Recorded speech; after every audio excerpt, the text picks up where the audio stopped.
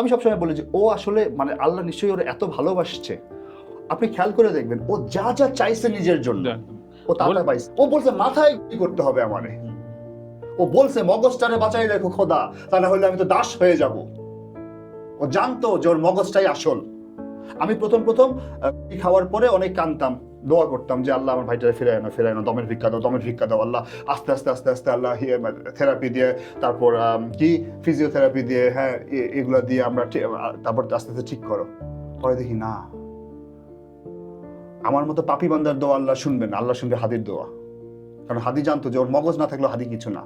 আমি তো সহ্য করতে পারবো না যে হাদি হুইল চেয়ারে বসে আছে, কথা বলতে পারে না। আমি তো সহ্য করতে পারবো না হাদি ভেজিটেবল হয়ে বেডে পড়ে আছে। ও ওর 1.5 বছরের রাজনৈতিক জীবনে বা ওর হাসিনার সময় যে ওর কবিতা, ওর লেখা, ওর চিন্তা, ওর সবকিছু তো ওয়েল ডকুমেন্টেড।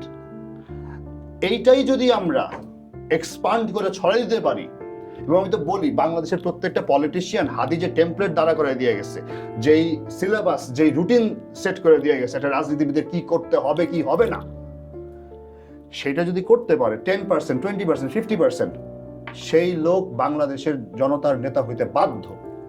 হাদি একদম শিখাই দিয়ে গেছে, দেখাই দিয়ে গেছে যে দেখ তোরা কর।